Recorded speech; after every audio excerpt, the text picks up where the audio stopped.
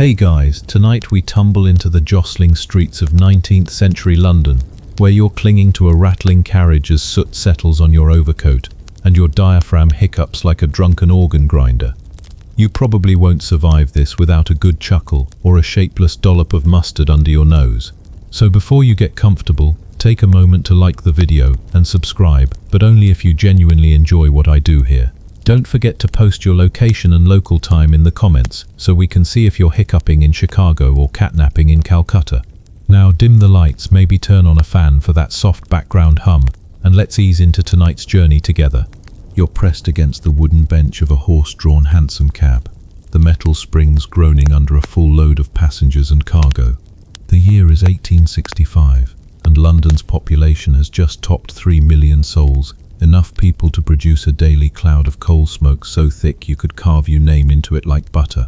Mainstream fact: the Great Stink of 1858 still lingers in living memory, prompting Parliament to commission Joseph Bazalgette's sprawling sewer network. But amid the filth and grime, a curious trend bubbles up among the soot-stained masses, using mustard as a hiccup cure. Historians still argue whether this practice began in humble alleyways or polished apothecaries, though evidence suggests both sides made a compelling case. You inhale the pungent tang of mustard oil as the carriage lurches forward, a sensory jolt that seems to snap your diaphragm back into place, at least until your next playful spasm. Imagine costermongers hawking penny pies on the cobblestones, yellow-brown mustard sachets tucked into waistcoats alongside crusty loaves. Fringe tidbit: some street vendors claimed that mustard seeds ground extra fine could be sniffed like snuff to cure hiccups and double as a hangover remedy. You lean out of the carriage to bargain for a sachet, half expecting a stray piglet to wander between your boots. A fellow passenger gives you a knowing wink, as though hiccups were a mark of genteel poverty or pubescent awkwardness. 3 honest jokes so far. If mustard can stop hiccups, imagine what it could do for public speaking, you muse, as the horses click-clack on iron rims. Though it might leave your audience crying anyway. You feel the carriage slow at a flourish of gaslights marking Fleet Street, where apothecaries display jars labelled mustard for hiccups in delicate copper-engraved signage. Mainstream fact: mustard plasters were sold for everything from neuralgia to upset stomachs, fetching a penny apiece, an affordable indulgence for many. You run a fingertip over the jar's swirling label, strong and simple like Victorian design itself. Fringe tidbit: some daring pharmacists mixed mustard with turpentine, believing the aroma shock could reset spasming organs, an idea that makes your nostrils flare in amused horror. Historians still argue whether that mixture caused more hiccups than it cured, but at least you're entertained. As the hansom darts past Fleet Market and into the Thames shadows, you brace for another bout of hiccups. You pop a mustard sachet between your lips, letting the fine powder settle on your tongue. The first sniff sends a tiny zing through your sinuses, like being elbowed awake by an enthusiastic aunt at Sunday dinner. Joke 2. Who knew solving hiccups involved more nosework than breathing? Meanwhile, a quirk emerges. Influential ladies in Mayfair reportedly carried tiny mustard vials in their reticules, prepared for any embarrassing spasms at high tea.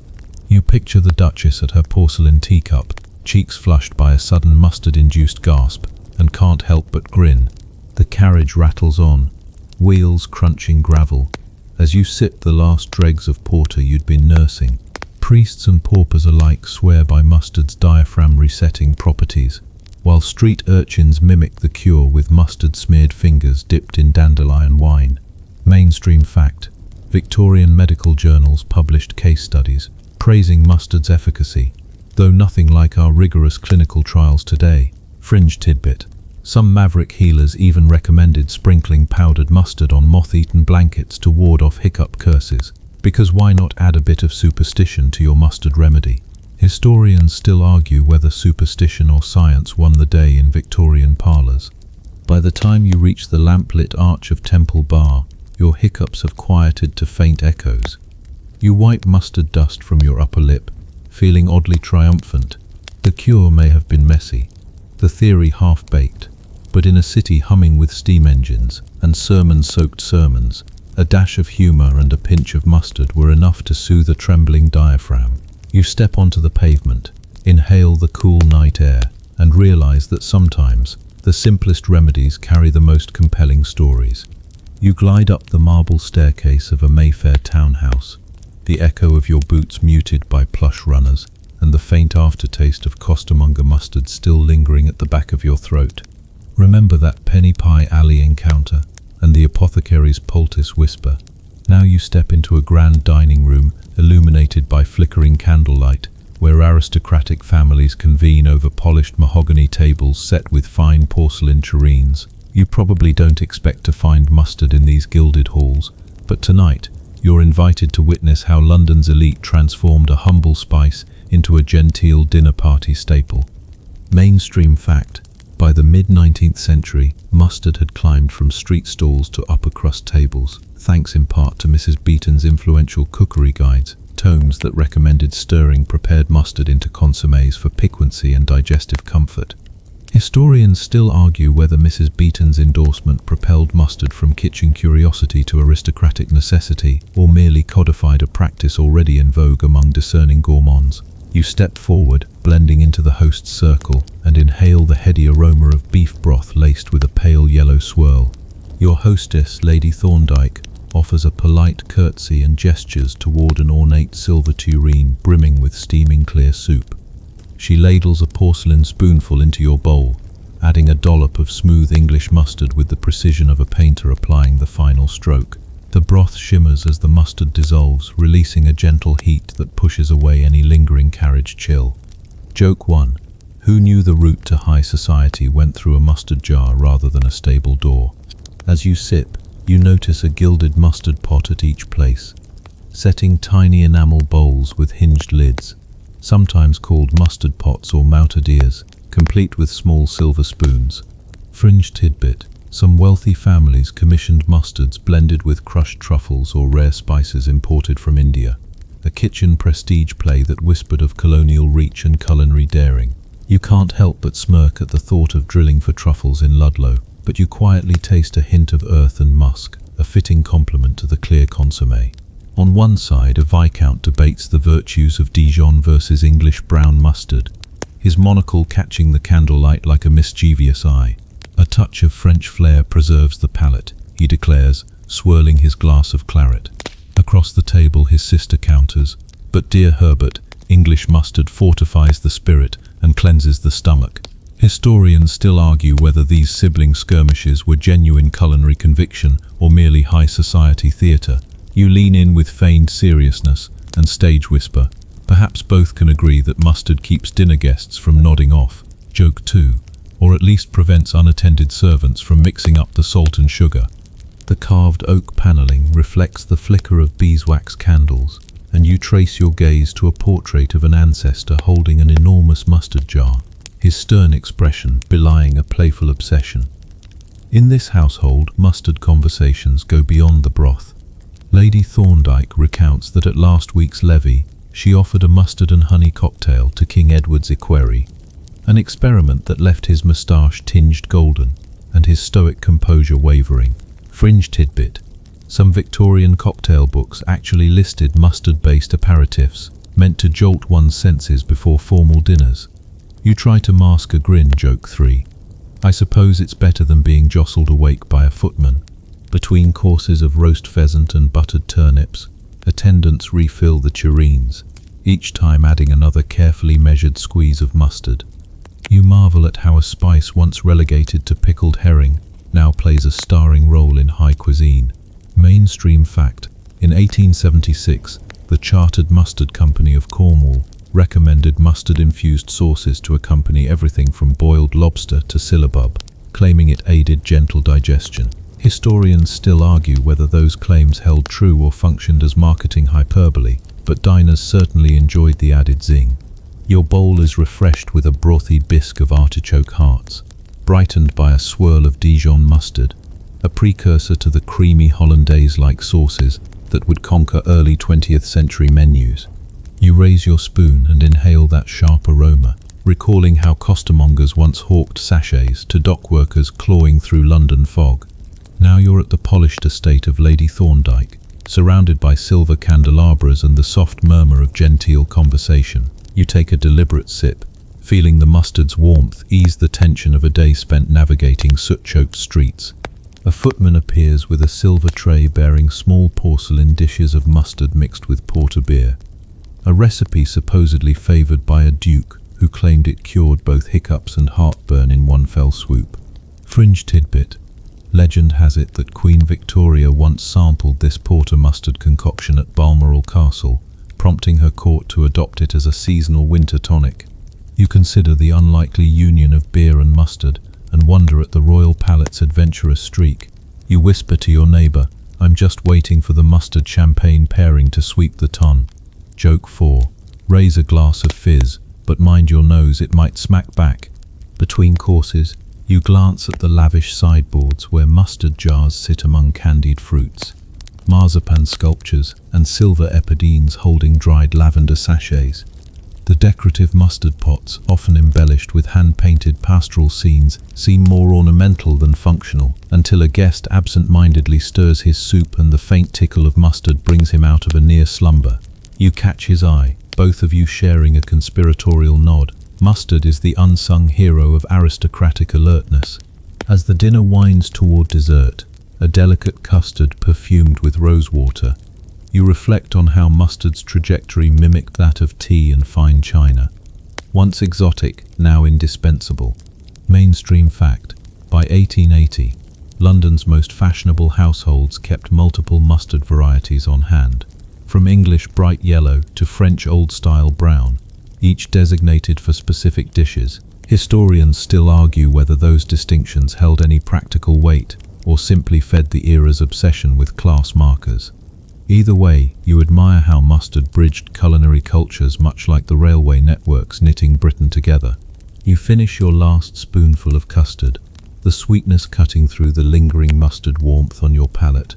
Lady Thorndyke thanks you for your company, and as you stand to take your leave, you feel the subtle kick of mustard still at work, keeping your senses sharp and your diaphragm unjolted. You descend the staircase with a final glance at the mustard pots gleaming in the hallway's soft glow, a gentle reminder that even the grandest tables once bowed to the tiny seed's powerful punch.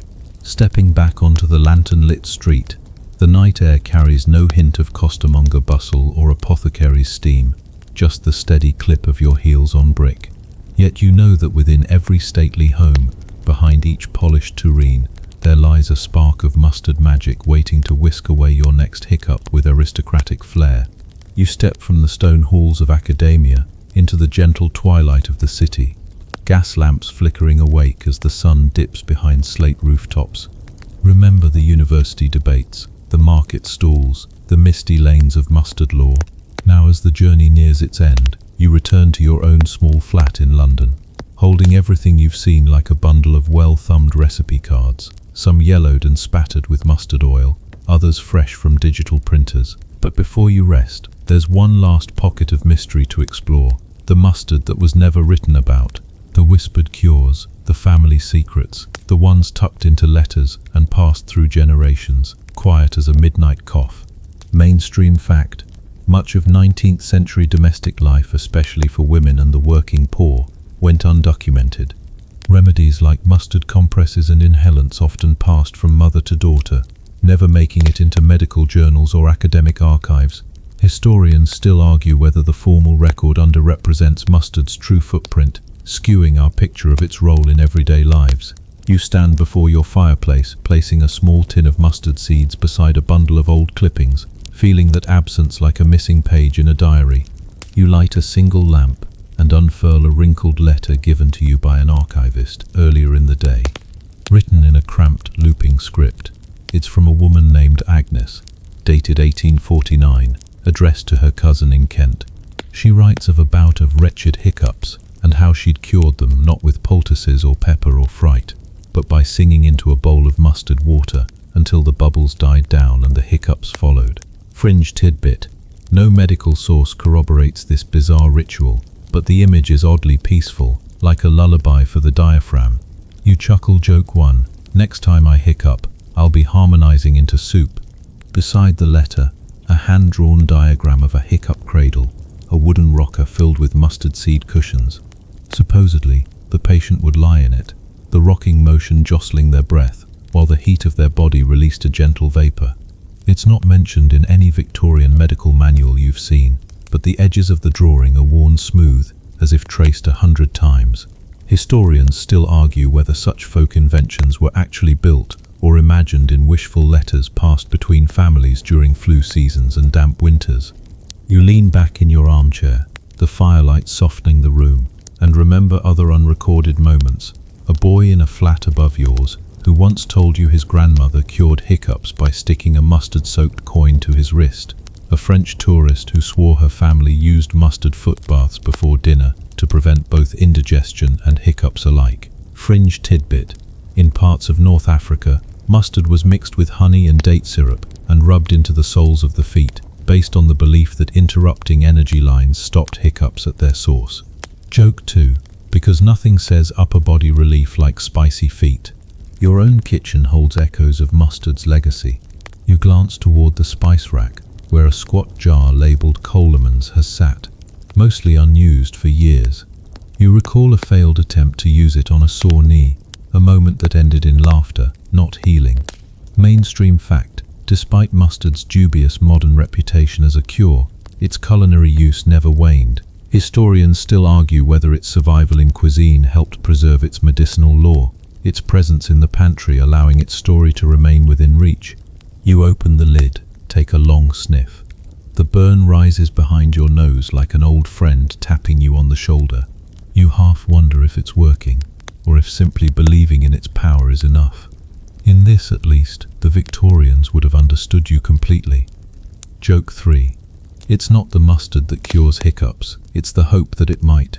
You think of all the people across the years who held mustard between trembling fingers, mothers smearing it on flannel, children daring each other to taste, doctors balancing it on the edge of science.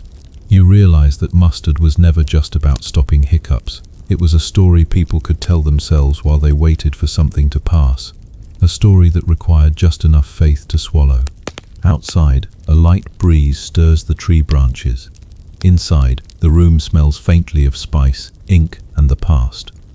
You stretch out your legs, the fire crackling low, and feel a sleepy weight in your limbs. You've followed mustard through homes, hospitals, markets, and myths. You've watched it rise in plumes of steam and settle into porcelain pots. And now, you can let it rest, like a tale well told. Wind down 300 words, and so here you are, back at home, the night wrapped gently around your windows. The streets outside hushed beneath the dim glow of street lamps. Your body sinks deeper into your bed or your armchair or wherever you've settled in, and the warmth of the last few hours lingers like a fading ember, like the quiet heat of mustard rubbed gently on the chest. Your breath slows. There's no need to think about hiccups anymore.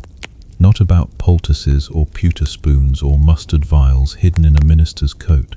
They'll be there tomorrow and the day after, tucked into the corners of dusty archives and softly whistled lullabies. For now, your thoughts can float like paper boats, light, slow, untethered. Let the sounds of the old city fade behind you. Let the crackle of hearths, the giggles of children, the hiss of vinegar steam all dissolve into a comfortable silence. Let your muscles grow heavier, like a sack of warm flour set down for the night. Even your eyelids are tired now, heavier than mustard paste, slower than a sleepy inhale through the nose. Whatever else tomorrow holds, emails, trains, awkward meetings, forgotten groceries, you've spent this evening with mustard, with curiosity, with history, with people who tried their best to soothe something small and silly that didn't want to go away. And you're ready to let it all go now. Close your eyes, take one last breath, and let the world grow quiet. You find yourself in the hushed reading room of a modern university's history department, sunlight filtering through tall windows onto a long oak table scattered with journals, theses, and half-drunk mugs of tea. Remember the musty volumes of The Lancet and BMJ, the gaslit debates over mustard's virtues. Now you're in the present day, where historians still pore over archives and laboratory studies, wrestling with mustard's place between folk remedy and credible medicine. You settle at a chair and open a freshly printed journal of medical history, ready for today's scholarly showdown. Mainstream fact: in 2022, A peer-reviewed article in the Journal of Historical Medicine assessed 19th century mustard poultice case notes alongside modern trials of allyl isocyanate, concluding that while the compound can trigger diaphragm reflexes, its efficacy depends heavily on delivery method and dosage. Historians still argue whether the Victorian enthusiasm for mustard was a proto-scientific leap toward pharmacology or simply an elaborate placebo-driven spectacle. You sip your tea, the steam curling like aged parchment, and prepare to examine competing viewpoints. On your left, Dr. Elaine Carrington, a specialist in Victorian medical culture, gestures to a chart mapping mustard-related publications from 1800. Mustard's popularity spiked not only because of its sensory shock, she insists, but because it embodied the era's confidence in chemical remedies. Fringe tidbit. Carrington notes that some late Victorian physicians recommended mustard baths, immersing patients in tubs of mustard-infused water to treat neuralgia, a practice so bizarre it left bathhouses perpetually hazy with pungent steam. You suppress a grin, joke 1. Imagine the spa reviews. Felt rejuvenated, but my pores will ricochet mustard for days. Opposite you, Professor Nigel Bramwell, a skeptic of mustard's medical status, flips through high-resolution scans of Victorian patent records. The lack of controlled trials, he argues, means we can't separate mustard's genuine pharmacodynamics from social theatre. Most evidence is anecdotal, and anecdotes make weak pillars for clinical practice. Historians still argue whether the absence of rigorous methodology invalidates mustard's legacy or highlights its role as a cultural phenomenon. You lean forward and quip, joke 2. If only we could double bind a Victorian, but I doubt top hats played well in clinical trials. Between them lies a stack of student dissertations. One correlates the rise of mustard sales with urbanization rates in 19th century England. Another conducts sensory tests comparing mustard inhalation to peppermint oil. Fringe tidbit. One dissertation notes that French and English mustard recipes diverged sharply. English versions built on heat, French on flavor complexity, leading to separate debates on mustard's primary purpose. Cure or condiment? You raise an eyebrow at the footnote, joke 3. Condiment diplomacy, where gastronomy meets gastroenterology. You turn to a digital tablet displaying a recent conference panel titled Mustard, Medicine and Modern Myth. The recorded session features speakers debating whether mustard's active compound merits further pharmacological exploration, or if it belongs solely to the annals of folk history. One speaker suggests that allyl isocyanate could inspire antispasmodic drugs, while another warns of the compound's irritating side effects. Mainstream fact. Current pharmacology classifies allyl isocyanate as a TRPA1 receptor agonist, meaning it demonstrably stimulates sensory neurons, but clinical applications remain limited due to mucosal irritation. Historians still argue whether promising lab data justifies renewing research interest, or if past lessons about dosage and delivery merit caution. You follow a footnote to a meta-analysis of 21st century hiccup studies, noting that even today, simple sensory triggers, sipping cold water, startling sounds, yield about a 50% spontaneous resolution rate. Fringe tidbit. One experimental protocol tested mustard inhalation via aromatherapy diffusers, finding only marginal improvement over placebo, suggesting the mustard's dramatic legacy may owe more to Victorian flair than pharmacology. You chuckle, joke 4. Mustard diffusers for the modern hipster. Just sprinkle some seeds in your yoga studio and call it a day. As the discussion heats up, you notice a carved plaque over the fireplace. Scholarship demands both skepticism and wonder. Below it sits a bound volume titled Mustard and Modern Medicine, its introduction acknowledging that while mustard's mustard status remains contested, its cultural resonance is undeniable.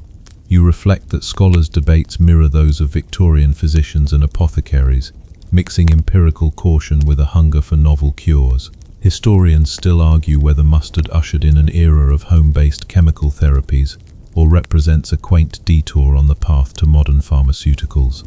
On the table, a graduate student inquires whether the mustard journals should be digitized for broader analysis. They propose text mining thousands of 19th century advertisements, medical reports and personal diaries to detect patterns of mustard usage and sentiment shifts over time. Fringe tidbit. Early pilot projects already identified a spike in mustard ads coinciding with cholera outbreaks, perhaps a sign that fear drove mustard's adoption as much as genuine medicinal belief. You nod at the student screen. Joke 5. Nothing like a public health scare to make condiment sales go through the roof. You close your notebook, feeling the weight of centuries of mustard discourse settle like a fine powder on your fingertips. The debates you've witnessed, from apothecary showmanship to today's data-driven inquiries, reveal that mustard's story is more than a footnote. It's a case study in how societies negotiate healing, commerce, and spectacle. Whether mustard emerges as a credible therapeutic agent or remains a charming historical curiosity, the conversations persist, bridging gaslit labs and digital archives. You stand, stretching your legs beneath the high ceiling, and glance back at the journals and screens. The room hums with intellectual energy, as though every page turned sparks new questions. Can we ever fully disentangle mustard's bioactivity from its cultural mythos? Should we revive mustard-based therapies, or let them rest in the archives? Historians still argue, and will doubtless continue to argue, as long as curiosity endures. You gather your papers and step into the corridor, the afternoon sun following you out through the grand doors. The debates echo behind you, a testament to mustard's enduring paradox, a simple seed that inspires both scholarly rigor and playful skepticism. And as you walk away, you carry the sense that mustard's final verdict is yet unwritten, awaiting the next curious mind to sniff anew at its pungent legacy. You step out of a dimly lit apothecary museum onto a bright modern street, the hum of electric trams replacing the clip-clop of horses. Remember the mustard poultices of Georgian consult rooms and the superstitious churchyard rites. Now you're witnessing mustard's legacy in today's folk medicine, the recipes revived on wellness blogs and weekend farmers markets, where ancient spice meets contemporary curiosity. You pause beside a wooden stool draped in linen, where a young herbalist named Clara arranges small glass bottles of mustard-infused herbal tinctures beneath a chalkboard sign reading "Mustard Remedies Reborn."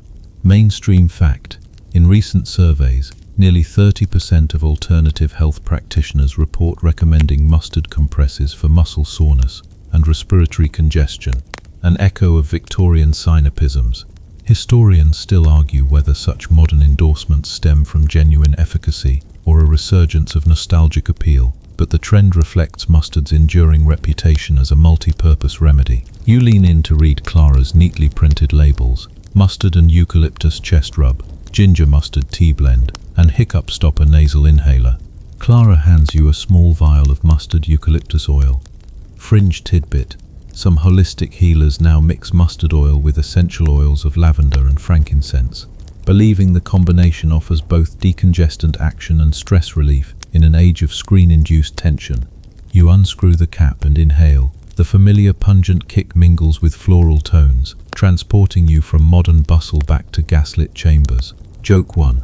Who knew my smartphone addiction could be cured by a whiff of mustard and church incense? Nearby, a wooden table holds DIY kits labeled "Make Your Own Mustard Poultice," complete with organic mustard seeds, muslin squares, and a recipe booklet. Clara explains that customers enjoy the hands-on process, finding comfort in grinding seeds and mixing pastes. Mainstream fact: a 2023 study in a natural medicine journal found that manual preparation of remedies enhances user engagement and perceived relief, though researchers still argue whether the crafting ritual contributes more to the placebo effect than the mustard's bioactive compounds. You examine the kit's instructions. Step 1. Grind seeds to fine powder. Step 2. Mix with warm water. Step 3. Apply for 5 minutes, complete with safety warnings about skin sensitivity. A banner overhead advertises a weekend workshop: Mustard Remedies for Modern Wellness. Clara invites you to join a small circle seated on folding chairs. Participants take turns inhaling mustard sachets, placing compresses on their forearms, and sipping a mustard honey ginger elixir. Fringe tidbit: one attendee shares that she uses the elixir to calm her hiccups before recording ASMR videos, believing the mild burn enhances tingle responses for her viewers. You grin at this meta-twist. Joke 2. If mustard can soothe hiccups and boost ASMR, what can't it do? Become the next social media catalyst. You taste a spoonful of the elixir. Honey's sweetness cushions the spice, while ginger's warmth adds a familiar jolt. As Clara leads a brief discussion on safety, cautioning against using mustard poultices on irritated or broken skin, you realize the parallels between Victorian cautions and modern disclaimers. Mainstream fact: current guidelines recommend patch testing mustard poultices to avoid dermatitis, a grace inherited from 19th century physicians who noted occasional blistering. Historians still argue whether these blister risks were overblown or legitimately hazardous, but today's wellness movement emphasizes informed use over blind faith. A nearby sign showcases mustard wellness testimonials, featuring photos of smiling customers whose hiccups, sinus congestion, or muscle knots allegedly vanished after mustard treatments. Fringe tidbit: some testimonials describe scent-based breathing exercises where participants inhale mustard-infused steam from a bowl while reciting affirmations, a fusion of aromatherapy and mindfulness unheard of in Victorian times. You chuckle. Joke 3. Affirmations and mustard steam, because positive thinking alone wasn't cutting the mustard. Across the street, a small cafe offers a mustard wellness latte, blending turmeric, mustard powder, and oat milk with a frothy top. Curious, you order one and take a cautious sip. The drink's earthy warmth is tempered by oat milk's creaminess and a hint of cinnamon sprinkled atop. Mainstream fact: mustard's anti-inflammatory compounds, including allyl isothiocyanate, are under investigation for potential benefits in joint health, though clinical trials remain inconclusive. Historians still argue whether these modern nutrition claims honor mustard's true legacy or exploit its novelty for trendy beverages. You smile. Joke 4. Next up, mustard-flavored kombucha for gut health. You wander past a digital kiosk displaying a TED-style talk on reviving historic remedies, where a speaker extols mustard's potential in self-care routines. The audience watches captivated as images of 19th century apothecaries flash alongside smoothie bowls topped with mustard honey granola. Fringe tidbit: some startup founders are pitching mustard functional foods to investors, proposing mustard-infused snack bars as next-generation wellness products. You catch a snippet: our granola boosts alertness and soothes hiccups, a pitch that sparks polite nods and skeptical murmurs. Historians still argue whether commercialization dilutes mustard's authenticity or propels its story forward into new cultural contexts. As you leave the market, you reflect on how mustard's journey, from Roman plasters to TikTok wellness, reveals a tapestry of continuity and reinvention. You tuck a small mustard seed packet into your pocket, a modern souvenir of centuries-old spice adventures. The city lights shimmer ahead, promising both innovation and tradition in equal measure, and as you inhale one last mustard lavender whiff from Clara's stall, you realize that the humble seed's pungent legacy lives on, binding past and present in each aromatic burst. You emerge from the cozy Lambert home onto a mist-kissed path leading towards St. Mary's churchyard, where centuries of superstitions hang in the air like distant chimes. Remember the children's mustard dares and the family inhalers? Now you're stepping into folklore, the peculiar hiccup superstitions whispered across London's parishes, where each spasm was believed to announce everything from unexpected guests to lost fortunes. The church's ancient stone tower looms ahead, its bell tolling midnight as you trudge along the gravel, mustard-hued fog curling at your boots. Mainstream fact: across rural and urban England, hiccups were traditionally seen as omens. Rapid hiccups foretold surprising news, while slow, deliberate spasms promised upcoming travels or financial gains.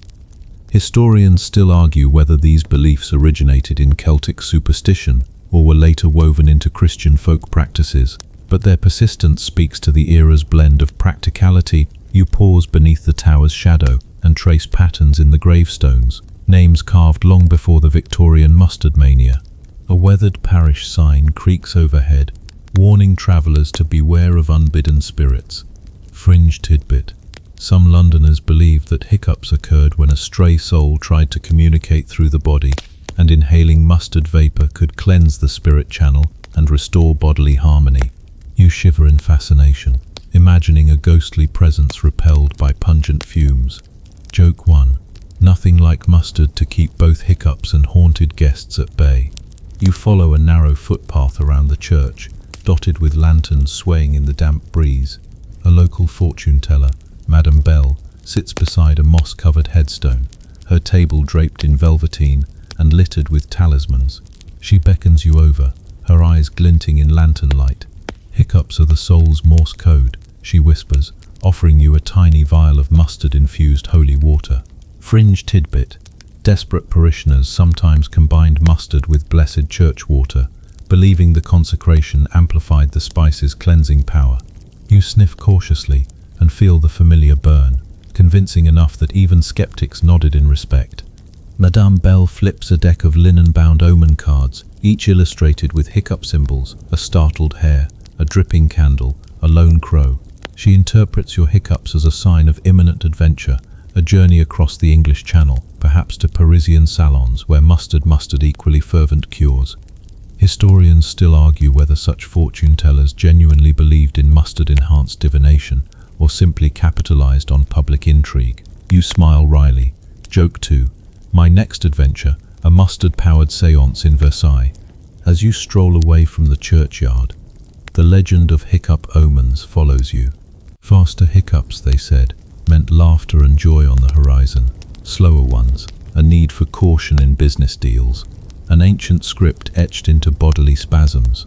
You pass a row of candle-lit windows where housewives hang mustard sachets by their chimneys, a rumored tactic to repel spiritual tricksters and silent hiccups alike. Mainstream fact: by 1860, newspapers printed columns mocking such superstitions, yet many households continued the rituals, blending medieval belief with Victorian hearthside practices.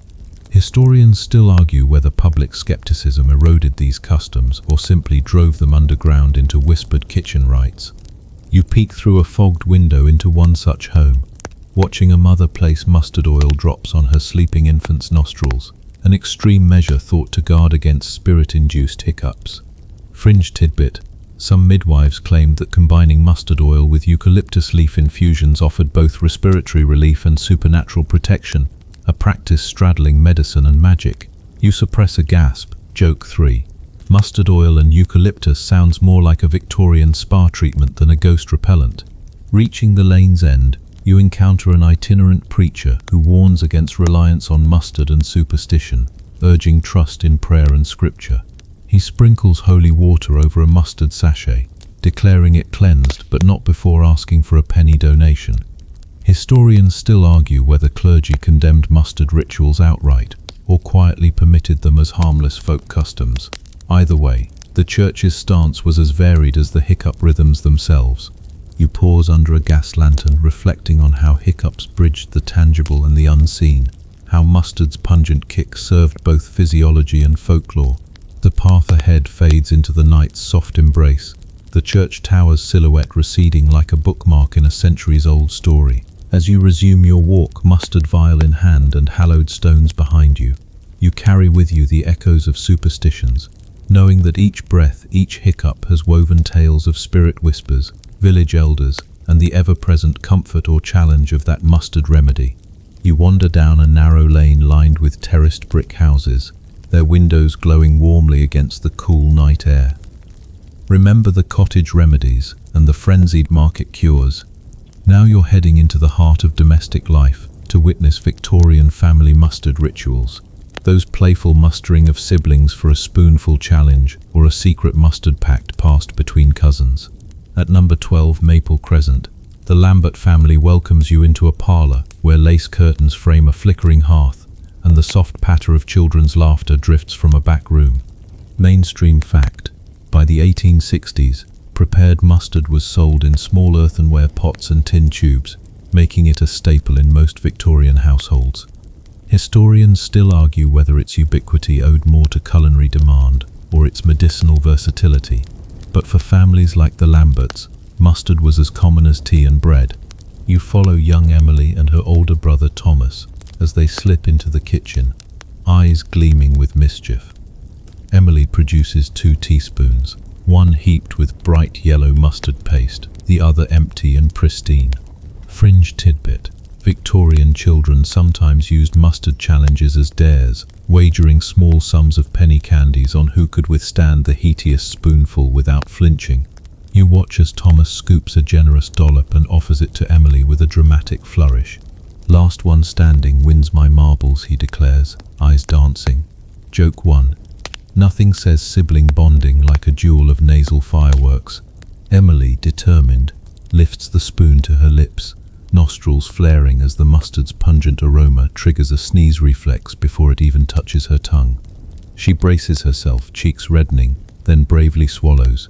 Her eyes water, and she hiccups in rapid succession, but she doesn't yield. Thomas, sweating slightly, then shovels his own spoonful, and the two siblings share a moment of triumphant suffering, laughing through tears. Historians still argue whether such games fostered resilience or simply trained children in early gastronomic masochism. Behind them, Mrs. Lambert watches with a wry smile, stirring a pot of mustard-infused stew on the hearth. She recalls childhood memories of her own sister's annual mustard May Day prank, hiding tiny tubs of mustard in bonnets at the village fete, much to the surprise of unsuspecting wearers. Fringe tidbit: rural families sometimes tucked mustard sachets into hymn books on Sunday mornings, eliciting covert chuckles during psalms. You stifle a laugh. Joke 2. Best Sunday service comes with a side of tears. In the parlor, cousins gather around a small table laid with tea and scones. The eldest cousin, Margaret, unveils a delicate silver mustard pot engraved with floral motifs, the family heirloom passed down through 3 generations. She dips a tiny silver spoon into the pot and beckons the younger children to taste. The pot's contents are mild English mustard, mixed with a hint of home-churned cream to soften the heat. Mainstream fact: adding dairy to mustard paste was a common household trick to mellow its potency and make it more palatable for children. Historians still argue whether such adaptations diluted mustard's supposed medicinal benefits or simply rendered it more socially acceptable at family gatherings. As the children nibble scones, they play a game where the one who hiccups first must perform a comedic dance, arms flailing, hat askew, while the others clap. Fringe tidbit: some families kept a hiccup log, a scrap of paper listing each child's hiccup dates and the mustard variant used as light-hearted record-keeping. You imagine a makeshift ledger penned in neat copperplate. Emily, Nov 3rd, mustard honey dip, 9 hiccups. Joke 3. Hiccup historians would call that primary source material. Later, the family father, Mr. Lambert, retrieves a curious contraption from behind a sideboard, a small wooden box with 2 funnels and a glass tube connecting them. He demonstrates its use, smelling powdered mustard through one funnel while the other delivers steam from a kettle. Fringe tidbit: Victorian inventors patented at-home mustard inhalers, devices meant to standardize mustard fumes for respiratory or hiccup relief. You lean in as Mr. Lambert lights a tiny spirit lamp to heat the tube, then passes it to you. You inhale cautiously, feeling the familiar jolt behind your nose. Joke 4. A family-sized steam room experience without the fancy spa price tag. The children giggle as they each take a turn, some flinching, others braving the vapor like seasoned veterans. Mrs. Lambert offers them small rewards, marshmallows dipped in mustard honey glaze to soothe the sting. Mainstream fact: combining sweets with mustard was a recognized practice to temper heat. Though purists decried it as sacrilegious dilution, historians still argue whether sweetened mustards compromised potency or opened new flavor horizons. But children certainly preferred the sugary relief. As the evening wanes, the family gathers by the hearth for storytelling.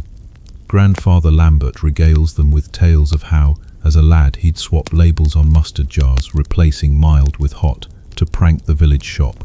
Fringe tidbit: Victorian pranksters once orchestrated mustard jar swaps across towns, leading to mismatched dinner courses and bewildered diners. You chuckle. Joke 5. Imagine expecting gentle drizzle and getting volcanic eruption instead. Before you leave, Mrs. Lambert presses a small pot of mustard honey paste into your hand, her eyes twinkling. "For your next hiccup," she says, patting your coat. You accept it gratefully, thinking of all the playful rituals and quiet rebellions woven into family life. Outside, the night is calm, stars peeking through drifting clouds. You tuck the pot into your pocket and walk away, heart warmed by the knowledge that mustard did more than cure hiccups. It brought families together in laughter, challenge, and shared spice. You emerge onto a misty lane, lined with shuttered cottages, the echo of your footfalls mingling with distant church bells and the faint hiss of burning coal. Remember the sensory jolts of heated mustard vapor and the refined dining room demonstrations. Now you're here to compare mustard with its rivals, those other 19th century hiccup cures that competed for Victorian sympathies. You pause beneath a wrought iron sign advertising Dr. Bramwell's sugar water sequence, before stepping into a cottage kitchen aglow with hearth fire and herbal satchels. Mainstream fact: one widely endorsed remedy involved sipping sugar dissolved in warm water, an approach rooted in folklore and recommended by midwives and country doctors alike. Historians still argue whether the syrupy sweetness acted on the vagus nerve or simply distracted patients until spasms ceased, but the method's simplicity ensured its persistence across class lines.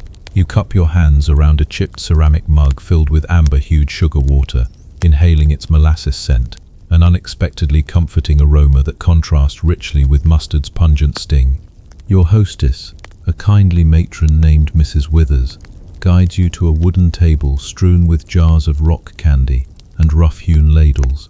She pours a measured half-cup of warm water over a heaping spoonful of crystallized sugar, stirring until the grains dissolve into a syrup that glistens like church glass fragments. Fringe tidbit: some country practitioners recommended adding a pinch of cayenne pepper to the sugar water to combine distraction with sensory stimulation, though this hybrid cure often left patients swapping hiccups for a mild burn. You take a tentative sip and feel the gentle cloy and warmth sliding down your throat. Joke 1. Sugar water, just sweet enough to cure hiccups or mop up spilled feelings. Across the room, a small cauldron simmers with vinegar and water, a rival remedy championed by apothecaries who believed acidity could reset the diaphragm's rhythm. Mainstream fact: vinegar-based cures date back to medieval Europe, when sour wines and fermented juices were thought to drive out stubborn spasms through sharp flavor profiles. Historians still argue whether vinegar's pH shift in the stomach influenced the vagal nerve, though anecdotal reports persisted in local newspapers. You dip a spoon into the tart mixture and brace yourself, only to be surprised by its brisk tang. Fringe tidbit: in Worcestershire, folks sometimes added a sprig of rosemary to the vinegar concoction for an herbal flourish, an aromatic counterpoint to the bite that reportedly soothed hiccups faster than vinegar alone. You smirk. Joke 2. Vinegar cure, because nothing says relaxation like voluntarily drinking salad dressing. A third contender stands at the hearth's edge, a heavy pewter tankard of water served upside down, a method requiring the drinker to lean forward and gulp from the far side of the vessel. Mainstream fact: this upside-down technique was popularized by sailors and laborers who prized its straightforwardness and the comic spectacle of watching someone contort for a drink. Historians still argue whether the neck extension truly altered breathing patterns or simply amused onlookers long enough for hiccups to fade. You attempt the maneuver, tipping the tankard and sipping carefully while bent at the waist, only to spatter water onto the hearthstone and elicit a chuckle from Mrs. Withers. Fringe tidbit: in rural fairs, contestants partook in upside-down drinking races, judged by crowd applause rather than speed, all in the name of communal hiccup relief. You wipe your chin. Joke 3. Competitive hiccuping, truly the spectator sport no one asked for. Nearby, an itinerant herbalist displays a collection of dried peppermint leaves, chamomile flowers, and licorice root, ingredients for a calming tea blend. Mainstream fact: peppermint and chamomile teas were recommended for their mild antispasmodic properties, believed to relax smooth muscles including the diaphragm. Historians still argue whether these gentle herbal infusions offered consistent relief or merely served as a placebo bolstered by a soothing ritual. You cup the tea's steam to your face before sipping through pursed lips, noting its mild sweetness and soft menthol breezes. Fringe tidbit: some herbalists sold hiccup charm sachets, tiny linen bags filled with tea blends, and a sprig of lavender for olfactory comfort, designed to be inhaled as well as imbibed. You inhale deeply. Joke 4. Why cure hiccups when you can get a full sensory zen experience? Leaning against a rough-hewn wooden beam, you survey the cottage remedies arrayed like contenders in a genteel tournament. Mustard's competitors range from simple syrup and vinegar to physical maneuvers like breath-holding and startling surprises. A well-traveled merchant offers his own variation, an abrupt scare via dropping a tin pan filled with pebbles behind the hiccuping patient. A theatrical jolt akin to mustard's sensory shock. Mainstream fact: the scare cure predates recorded medicine, appearing in texts from ancient Greece to modern folk manuals. Its underlying principle is sudden fright disrupting involuntary spasms. Historians still argue whether the fright method effectively interrupts hiccups or merely exchanges one ordeal for another. Fringe tidbit: Victorian market fairs often featured hiccup booths, where pranksters provided both mustard inhalers and stage scares for modest fees, the latter usually accompanied by a cheeky brass band flourish. You step back to avoid pebbles. Joke 5. Nothing like a near concussion to unhiccup you into next week. As you sample each remedy, you note their shared reliance on sudden stimuli, sweet, sour, startling, or spicy, to override the hiccup reflex. Mustard's distinction lay in its chemical intrigue and theatrical delivery, while rival cures traded on simplicity and accessibility. You sip your final cup of sugar water, feeling the syrup coat your throat like a reassuring pat on the back. The room's firelight dances on the jars and mugs as you ponder which remedy you'd choose under the next hiccup siege. Perhaps you'd opt for the refined swirl of mustard in porter, or the homey sweetness of sugar water, maybe the upside-down gulp or the herbal tea's gentle embrace. You thank Mrs. Withers and step back into the misty lane, the night air cool against your mouth. Your diaphragm remains serenely still, but you carry the echoes of each cure's ritual, the clink of pewter mugs, the hiss of vinegar steam, the laughter of village children gawking at upside-down drinkers. And as you walk toward your next historic curiosity, perhaps the superstitions waiting beyond the hedgerows, you appreciate how each method, no matter how simple or theatrical, served the same purpose: to coax your body back into cooperative harmony, one hiccup at a time. You step into a snug drawing room, suffused with the golden glow of a single oil lamp, the hush of muted conversation broken only by the soft crackle of a hearth fire. Remember the heated mustard mills by the Thames, the opulent dinner tables of Mayfair, and the pungent poultices that warmed your collarbone. Now you're here to explore the theory that mustard's potent aroma, its sensory shock, resets the diaphragm with an almost electric jolt. You settle into a velvet armchair draped in tapestry, the scent of crushed seeds still ghosting the air like a mischievous spirit. Mainstream fact: modern researchers have identified thiocyanate, the compound responsible for mustard's characteristic sting, as a powerful activator of the trigeminal nerve, triggering a reflex that can interrupt involuntary spasms such as hiccups. Historians still argue whether 19th century practitioners understood this neurology, or simply stumbled upon the remedy by accident, but the effect was undeniable to any Victorian nostril brave enough to inhale. You lean forward as Mrs. Pembroke, the daughter of your poultice pioneer, places a delicate porcelain dish before you, filled with a whisper-thin layer of mustard paste. Fringe tidbit: rumor has it that some enthusiasts sniffed pure powdered mustard through rolled-up newspaper cones to intensify the aroma shock, a method so potent it could draw tears from the toughest dock worker. You inhale gently, then lean in wider as the pungent vapor floods your sinuses, prickling at the back of your throat like 1,000 tiny electric arcs. Joke 1. Who needs a seance to raise the dead when mustard can summon tears with one whiff? The first wave of heat blooms behind your nose, building as you swallow. You catch your breath once, twice, and feel the hiccup tremor falter as if startled out of its rhythmic dance. The sensory shock theory holds that a sudden intense stimulus reorients the brain's misfiring signals, coaxing the diaphragm back into calm. Fringe tidbit: some experimental healers combined mustard inhalation with a cold water facial, believing the thermal contrast would amplify the neural reset, though the practice led to more shivers than scientific consensus. Historians still argue whether shock cures require sensory extremes or whether gentler stimuli might have sufficed, but Victorian drama loved a bold gesture. You settle back into the chair, exhaling slowly, and study the room's plush decor. Velvet curtains embroidered with rose motifs, mahogany side tables polished to a mirror sheen, and a silver tray holding miniature glass jars of horseradish, pepper, and the star of the show, mustard. Your host produces a slender glass stirrup tube, a Victorian innovation designed to deliver mustard vapors directly to the nostril. You peer through the tube like a rogue telescope, feeling the anticipation tingle. Joke 2. I always dreamed of piloting a spicy steamship, and now here's my chance. With a theatrical flourish, Mrs. Pembroke lights a small spirit lamp beneath the tube's heating coil. The mustard paste softens, releasing a heady plume of vapor that swirls through the glass. You position the tube just beneath your nostril and inhale sharply. It's as though a mischievous sprite is tickling your olfactory nerves with a hot poker. Your eyes water, your cheeks flush, and your diaphragm gives you a hesitant quiver, then silence. You drift into a moment of calm clarity, the hiccups ghost exorcised by that sudden fragrant shock. A scholar in wire-rimmed spectacles paces nearby, brandishing an early neurology pamphlet. He speaks in measured tones.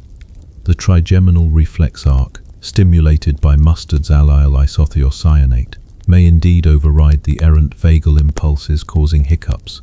Yet some patients report relief from even milder irritants, pepper spray, ammonia, or vigorous tickling, suggesting that mustard's fame may owe more to its theatrical presentation than unique chemistry. Historians still argue whether mustard's chemical potency or its dramatic delivery made it the remedy of choice, a question that echoes in today's debates on placebo versus pharmacology. You glance at the pamphlet's fold-out diagram showing nerve pathways from nostril to brainstem. It's a marvel of Victorian anatomy, lines and nodes meticulously inked by hand. Fringe tidbit: certain apothecaries marketed nasal inhalers shaped like tiny trumpets, known as sneeze pipes, to administer powdered mustard in a more refined manner. You imagine an aristocrat discreetly releasing a sneeze-inducing vapor at court, then smirking as a rival's monocle drops in surprise. Joke 3. High society duels might have gone differently if pistols were replaced by mustard vials. Mrs. Pembroke offers you a small sip of a cordial blending mustard vapor with rosewater essence, an attempt to soften the sting while retaining the sensory shock. You taste a delicate bouquet of floral sweetness undercut by a fleeting zing. It's a curious balance, like a waltz that ends with a playful elbow to the ribs. You nod appreciatively, recognizing that innovators sought to refine mustard's delivery without diluting its impact. Mainstream fact: scent-based therapies emerged in the 19th century as part of a broader investigation into aromatherapy, though scientific evidence for many claims remained scant. Historians still argue whether these early olfactory experiments laid groundwork for modern scent research or simply charmed Victorian parlours. The lamp's wick flickers as you reflect on the journey. Carriages, dinner parties, mills, apothecaries, and now this scented chamber. You consider how mustard's sensory shock acted as both cure and performance, marrying functional remedy with a dash of spectacle. Fringe tidbit: an 1878 journal recounts a theatrical demonstration in which a physician used mustard fumes to cure hiccups mid-lecture, prompting the audience to leap from their seats, clap, and demand encore. You grin at the thought. Joke 4. Victorian TED Talks must have been quite the olfactory adventure. As you rise to leave, you inhale one last whiff of mustard vapor, feeling a faint warmth trailing down your spine. You acknowledge that while other hiccup cures relied on surprise or persuasion, drinking water upside down, holding your breath, mustard's pungent punch offered a uniquely aromatic thrill. Historians still argue whether that thrill overshadowed more mundane remedies, or if it simply secured mustard's enduring place in folk medicine. Regardless, you felt its power firsthand, a sensory jolt that silenced a stubborn spasm and left you marveling at humanity's penchant for inventive cures. You step into the night air, the cold breeze brushing against your face like a cleansing exhale. The memory of that mustard vapor lingers in your nostrils, a fragrant echo of centuries-old experiments. And as you walk beneath gaslit arches toward your next curiosity, perhaps the rival hiccup cures awaiting in itinerant folk doctors, you carry with you an olfactory badge of triumph. You too have experienced the sensory shock that cemented mustard's reputation among the most theatrical of 19th century remedies. You slip into a hushed reading room at the British Museum. The hush so profound you could hear a pin drop if you weren't already listening for the low rustle of turning pages. Remember Mrs. Larkspur's honey mustard concoctions and the steam press hiss of Thames mills. Now you're here to witness the authoritative clash of the Lancet versus the British Medical Journal. Each journal's leather volumes lined up like dueling muskets. You settle at a polished oak desk beneath a projector of gaslight, ready to sift through pages that determined whether mustard deserved its curative crown or belonged in the dustbins of quackery. Mainstream fact: the Lancet, founded in 1823, and the British Medical Journal, BMJ, established in 1840, quickly became Britain's leading medical publications, shaping clinical practices and public opinion. Historians still argue whether the Lancet's earlier embrace of experimental treatments made it more progressive than its rival, or if the BMJ's cautious editorial stance preserved medical rigor at the cost of innovation. You open a volume of the Lancet's 1852 issues to an article titled "Mustard in the Management of Hiccups." Its pages yellowed but text crisp. The Lancet's article is enthusiastic. Dr. Caldwell reports a trial of 50 patients whose persistent hiccups vanished within 7 minutes of mustard poultice application or powdered mustard inhalation. He waxes lyrical about mustard's stimulating properties and laments that many colleagues dismiss it as an aromatic farce. He includes case notes. A London clerk, debilitated by hiccups during a testimony, found relief after inhaling mustard dust. An opera singer regained breath control just in time for an aria. Fringe tidbit: one footnote mentions a gentleman who enjoyed mustard so much he continued inhalations to enhance vocal timbre, a detail that adds colour to the stern prose. Joke 1. Imagine clearing your throat for an aria with mustard instead of mints. Arias never sounded so nose-tingling. You close the Lancet and retrieve the BMJ volume from the opposite side of the desk. This issue's editorial page is less reverent. Under the headline, "The Hiccup Hypothesis," an anonymous contributor critiques Dr. Caldwell's methods: small sample size, lack of control group, and unmeasured placebo effects. He argues that any pungent irritant could induce distraction, suggesting mustard's fame may owe more to theatrical showmanship than genuine efficacy. Historians still argue whether the BMJ's skepticism slowed mustard's adoption or safeguarded patients from charlatan excess. You trace your fingertip along the underlined margin note. Recommend double-blind trials with sugar spray. Leaning back, you notice a leather blotter dotted with ink, its edges worn by 1,000 editorial decisions. You think about the spirited debates between proponents of mustard's cure-all virtues and those demanding stricter evidence. Fringe tidbit: in 1860, a BMJ correspondent quipped that mustard inhalation was hardly more scientific than reciting Shakespeare to expel hiccups, a snide remark that likely stung mustard's champions. You can't help but smile. Joke 2. Next time you hiccup, try Hamlet's soliloquy. Might soothe your soul if not your diaphragm. You flip further into the BMJ's correspondence section, discovering a lively back and forth, letters from rural surgeons praising mustard poultices for post-operative spasms, counter letters from London physicians warning of skin blisters and respiratory irritation. A passionate reply cites mustard's ancient pedigree, Pliny would have approved, which is met with a retort that ancient texts often contradict modern science. Mainstream fact: by the 1870s, both journals were inundated with mustard-related submissions, reflecting the spice's prevalence in public consciousness. Historians still argue whether this academic focus legitimized mustard's role or simply fanned the flames of popular curiosity. As you lean in, a librarian appears, with a steaming cup of tea. You cradle it in your hands, the warmth seeping into your palms, and take a measured sip before diving into an 1873 BMJ feature titled "The Mustard Controversy."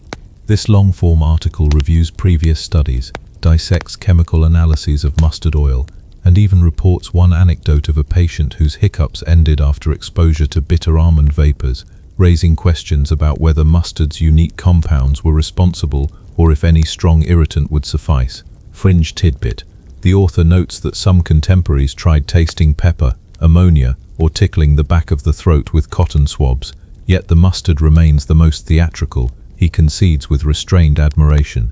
You pause, reflecting on how mustard's pungency became both its selling point and its Achilles heel in scholarly circles. The attraction lay in a dramatic sensory jolt, an almost performative medicine, while detractors sought molecular clarity. Historians still argue whether that theatricality undermined mustard's scientific evaluation or simply made it one of the era's most memorable remedies. Joke 3. Perhaps you'll try a moustache-twirling doctor demonstrating mustard inhalation next time you're under the weather. The clock ticks toward midnight, and you leaf through an 1888 retrospective titled From Cynicisms to Science. Its author acknowledges mustard's enduring popularity among lay people, yet calls for rigorous trials to isolate allyl-isothiocyanate's pharmacological mechanisms. He quips that mustard's celebrity exceeds its verified merit, an observation that feels timeless amid any modern health debate. Mainstream fact: mustard's active compound, now known to stimulate TRPA1 receptors, wasn't chemically characterized until the 20th century, meaning 19th century physicians operated in delightful ignorance. Historians still argue whether that ignorance was a hindrance or a catalyst for empirical curiosity. You close the BMJ volume and lean back, the lamplight warm on your face. The scholarly sparring has revealed mustard's dual nature, a beloved folk remedy and a contentious subject of academic rigor. You imagine those Victorian physicians pacing London clubs, puffing on cigars as they argued mustard's virtues over claret. Fringe tidbit: rumour has it that the Medical Society held a clandestine mustard ball where attendees sampled various mustards blindfolded and judged their potency, an early form of taste-testing science fair. You chuckle. Joke 4. Blindfolded mustard tastings. Nothing like risking sneeze-induced chaos in white gloves. Gathering your notes, you rise and exit the reading room, the scent of old paper and faint mustard oil lingering in the air. You step back onto the museum's marble hall, where statues of renowned physicians stand sentinel, their cold stone brows furrowed in perpetual scholarly concern. You realize that mustard's journey through the Lancet and BMJ wasn't merely about curing hiccups. It was a microcosm of medicine's evolution from anecdote to evidence, from theatrical spectacle to chemical analysis. And though historians still argue where mustard fits on that spectrum, one truth remains: those spirited journal pages preserved a slice of Victorian life, vibrant as any street market, delicate as a dinner party swirl, and bold as a final sneeze-induced coda.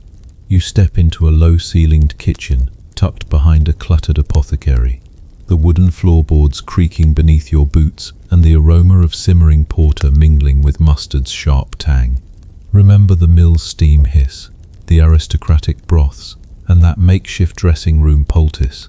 Now you're here to uncover the gentle art of recipe variations, how Victorians blended mustard with everyday ingredients to soothe hiccups and entertain curious palates. You perch on a high stool next to a brass-bound countertop, where jars of honey, porter and even curdled milk await their turn in the mustard spotlight. Mainstream fact: by the 1850s, household remedy books commonly recommended mixing prepared mustard with a tablespoon of honey to create a soothing paste applied under the nose or swallowed in small doses. Historians still argue whether honey's viscosity actually softened the mustard's sting or simply coated the throat in sweet reassurance, but these recipes certainly spread through parlours and kitchens alike. You reach for a heaping teaspoon of golden honey, its viscous strands stretching as you scoop, and dribble it into a shallow earthenware bowl.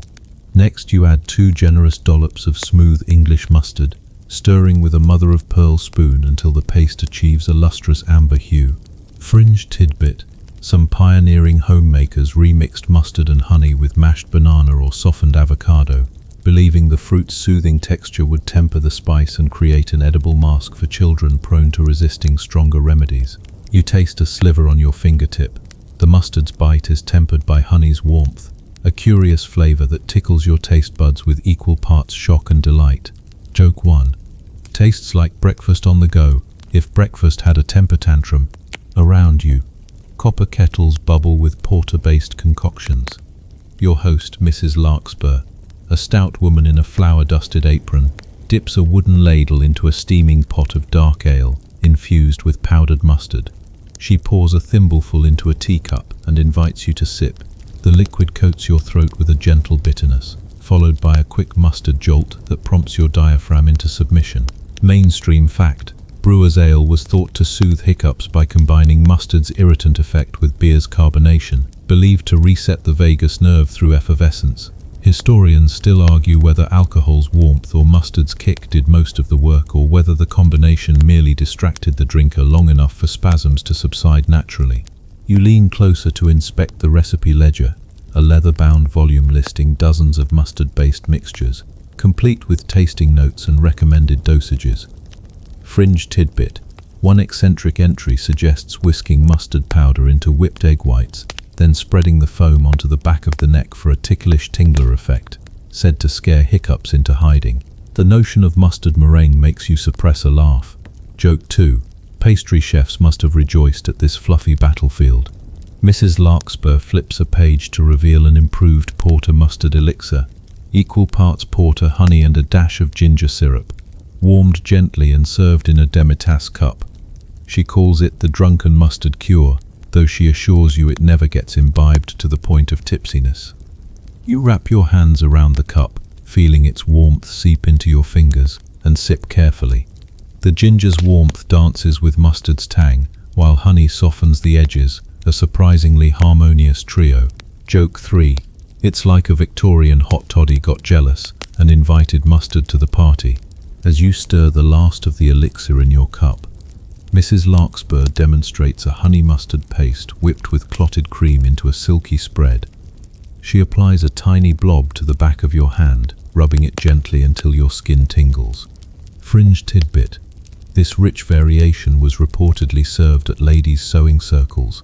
Guests inhaled its aroma between stitches, believing it both cured hiccups and enhanced conversation by flushing the cheeks with gentle warmth. You admit, it feels oddly luxurious. Joke 4. Spa day or hiccup therapy. I can't tell, but I'm not complaining. Between sips and spoonfuls, Mrs. Larkspur confides that some home cooks added a pinch of ground nutmeg or mace to their mustard blends, believing the aromatic spices lent a calming counterpoint to the pungent kick. Mainstream fact: Victorian spice merchants often marketed nutmeg and mustard together in household trifles packages, touting them as essentials for both culinary flair and healthful living. Historians still argue whether nutmeg's mild sedative properties contributed any real benefit or merely supplemented the placebo effect. But the ritual of mixing spices certainly became a comforting nightly routine. You notice a faded newspaper clipping tacked to the wall, praising a local physician who patented a mustard and treacle lozenge, a hard candy combining mustard's fire with treacle's molasses sweet relief.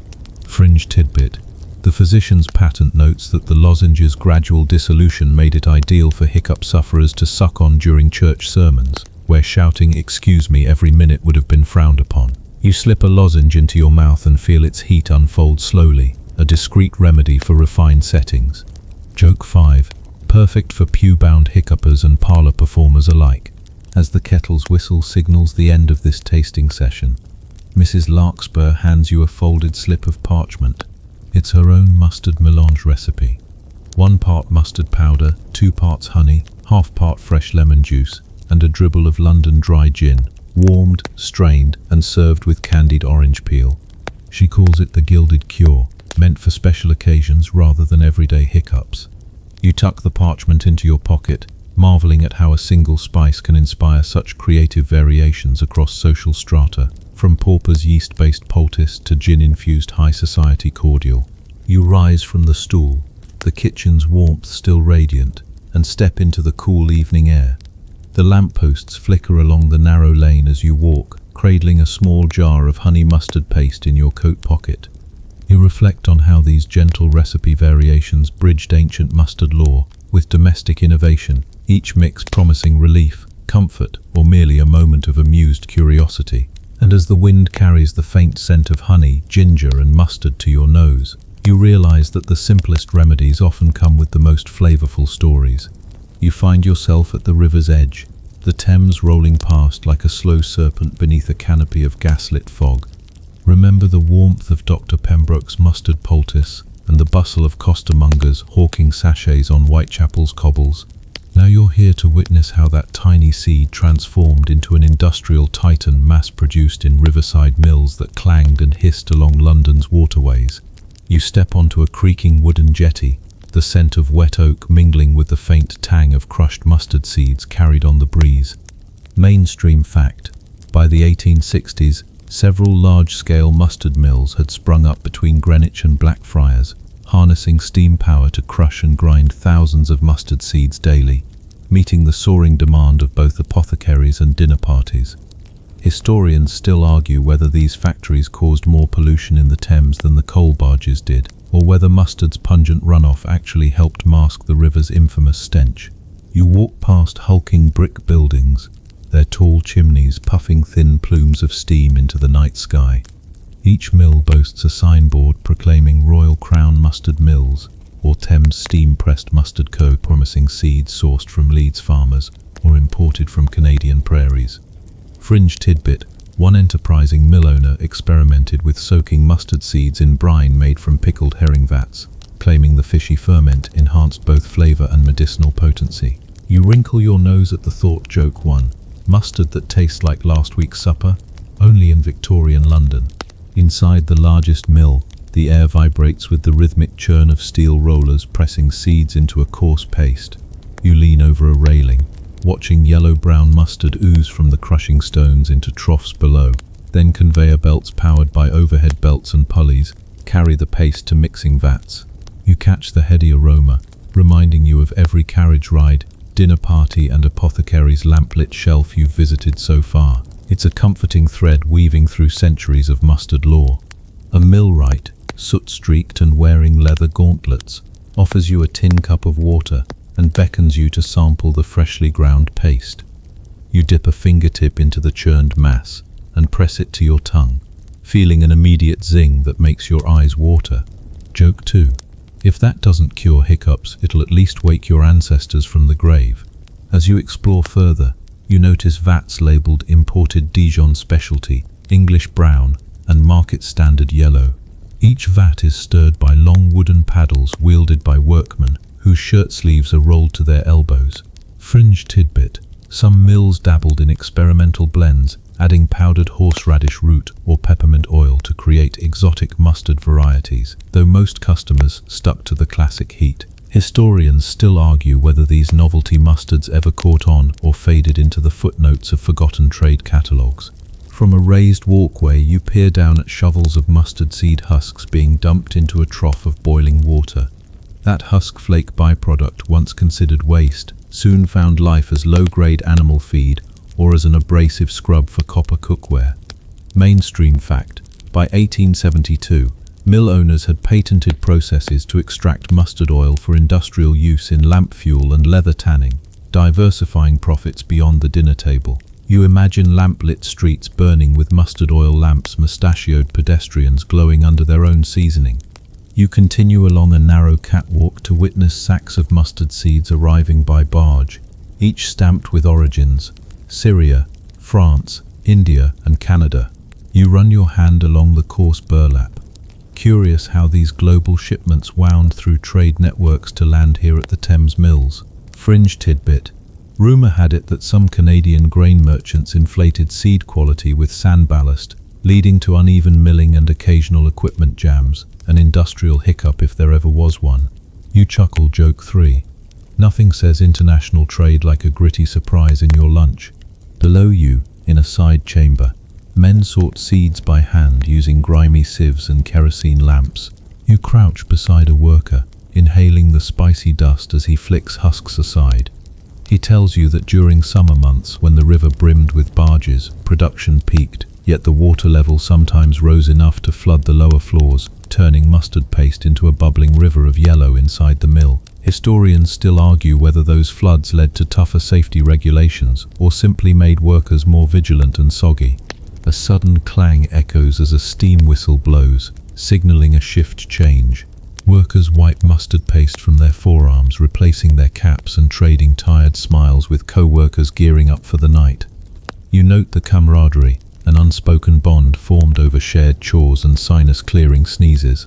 One worker taps your shoulder and offers a splintered wooden box containing stone-ground mustard lozenges, compact discs of paste that sailors use to cure hiccups on foggy nights at sea. You pop one in your mouth, feeling heat radiate down your throat. Joke 4. If only modern lozenges packed this much punch. You climb a spiral staircase to the office of the mill proprietor, where ledgers document sales, shipping routes, and correspondence with apothecaries across Britain. The proprietor, a trim gentleman in a frock coat, gestures to a wall map dotted with red pins. "We now supply over 200 towns," he boasts, "from Aberdeen to Plymouth."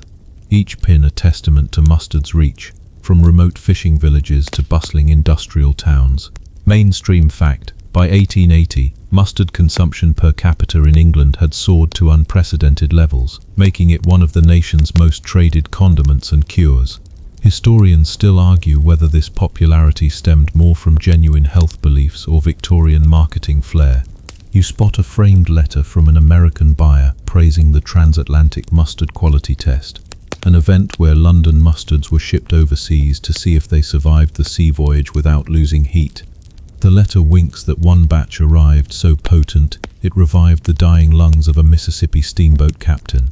Fringe tidbit: these quality tests sometimes included secret ingredients, peppercorns or cayenne, to impress foreign markets, even though purists scoffed at adulterated mustards. You smile at the entrepreneurial spirit. Joke 5. A dash of drama makes for a hotter mustard. Stepping back onto the jetty, you breathe in the cool nighttime air scented faintly of river water and mustard. The mills loom behind you, dark silhouettes against smoky skies, a reminder of how a simple seed powered both cottage remedies and industrial revolutions. You realize that every hiccup sachet you've held started here, in these steam-powered chambers, where laborers, entrepreneurs, and accidental innovators converged to grind history into a fine powder. You board a small ferry, heading upriver, the paddles churning through oily water. As you drift away, you watch the mill lights recede, carried on the mist like fireflies, and in that gentle sway, you feel a connection to every carriage ride, dinner party, and apothecary's hearth, a chain forged by mustard's persistent tang, centuries in the making.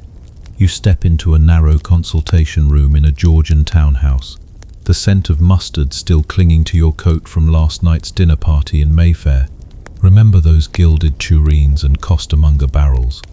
Tonight, you're here to witness the curious world of mustard poultices, the cloth and spice packs that physicians draped on chests, temples, and even navels to chase away hiccups and other maladies. A single flickering candle casts dancing shadows on the oak-panelled walls, and you settle into a high-backed chair opposite Dr. Pembroke, whose lined face betrays both confidence and a hint of mischief.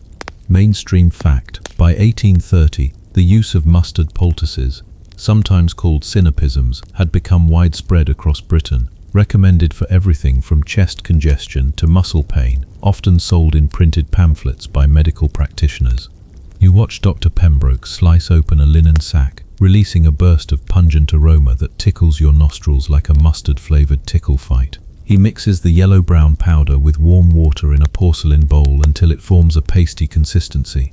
Fringe tidbit: some experimental healers even added breadcrumbs soaked in stale porter to the paste, believing the fermentation would amplify the circulatory stimulus, an idea that makes you wonder whether they'd accidentally invented a snack rather than a cure. You can't help but smirk. Joke 1. At least someone was making the most of soggy bread. Dr. Pembroke gestures you closer. You rest your hand on the edge of the table, feeling the grain of the wood beneath your fingertips as the doctor spreads the mustard paste onto a square of muslin. He folds it carefully and places it over your collarbone, securing it with a strip of cotton bandage. The warmth blooms almost immediately, bright and insistent, as though the spice itself is cheering on your poor diaphragm. You cough once, more from startled surprise than any lingering chest tightness. Historians still argue whether these poultices truly aided hiccups by stimulating the vagus nerve, or simply distracted patients with their searing warmth and comedic indignity. You inhale deeply, the paste's fiery tang meeting your nostrils, and you realize that this crude mustard pack is a far cry from the genteel mustard liqueurs once sipped at royal courts. This is medieval grit meets modern science. Fringe tidbit: Lady Kensington's midwife journals note that she once used a mustard poultice on a stubborn hiccuping new mother, only for the mother to chase her around the nursery while hiccuping wildly, an image that makes you suppress a giggle. Joke 2. I suppose mustard makes every party more memorable. Dr. Pembroke consults a leather-bound volume, open to a fold-out chart, showing diagrams of chest muscles, diaphragms and nerve roots. He taps the page with a gloved finger and explains that the slight inflammation from mustard's allyl isothiocyanate is meant to trigger a reflex arc, gently resetting spasms. Historians still argue whether the chemical's irritant effect outweighs the risk of skin blistering, or whether simpler methods might be equally effective and less messy. You glance down at the muslin, now flushed pink where it presses against your skin, and feel a small thrill of triumph, a hiccup midwife's gentle scolding whisper versus the mustard pack's cheeky scorch. Midway through this experiment, Dr. Pembroke allows you a peek at his library, where leather-bound journals line the shelves.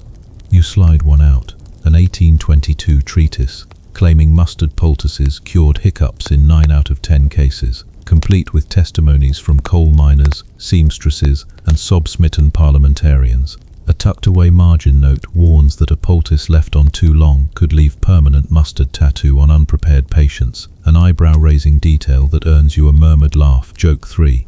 Permanent mustard stripes, fashion statement or medical malpractice.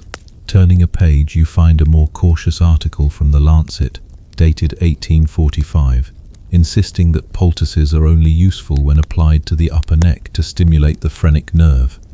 The author scoffs at adding alcohol or brewer's mash to the paste, calling it scientifically unjustifiable showmanship. Mainstream fact: the 19th century medical community was deeply divided on mustard's curative scope, with traditionalists praising ancestral wisdom and progressives demanding empirical trials. Historians still argue whether those early clinical observations meet today's standards, or if they're little more than anecdotal cheerleading. As you lean back, the muslin's warmth becomes a gentle hum against your collarbone, like a subtle promise that your next hiccup will be no match for this spicy sentinel. Dr. Pembroke pulls a pocket watch from his waistcoat and notes that exactly 7 minutes have passed, an optimal duration he gleaned from experiments with soldiers billeted near Woolwich. Fringe tidbit: some regimental surgeons extolled mustard poultices as battlefield cures, recommending them for injury-induced spasms, but cautioning against use on sunburned skin, lest the spice sear the flesh. You raise an eyebrow. Joke 4. Battlefield hiccups must have been terrifying. One sneeze and you give away your position. He gently removes the poultice, revealing skin pink but unblemished.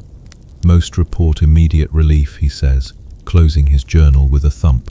You rub your collarbone, marveling at how a simple spice poultice could command such conviction from both charlatans and card-carrying physicians. Mainstream fact: mustard poultices were featured in influential 19th century medical texts, alongside leeching and cupping, a testament to the era's patchwork approach to healing.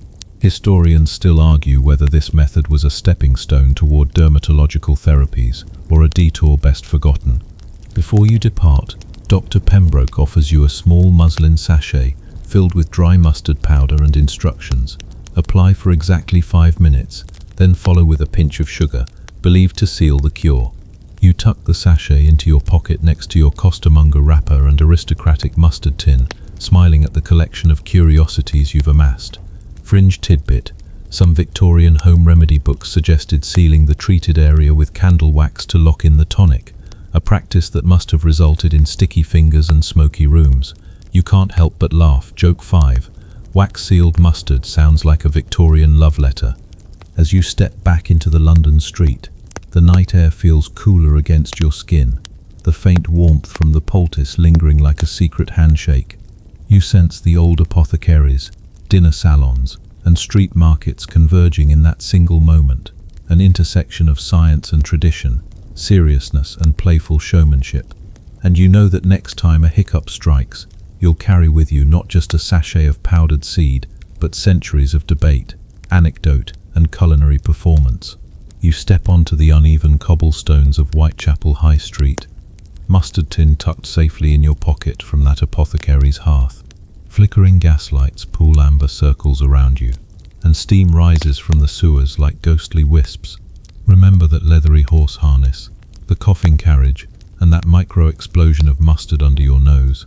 Now you're among the costermongers, those scrappy street vendors who shout their wares from dawn till dusk, hawking everything from penny pies to tobacco crisps. Here mustard sachets share space with steaming meat pies, offering a spicy jolt for hiccuping customers or a quick condiment for the rumbling stomach.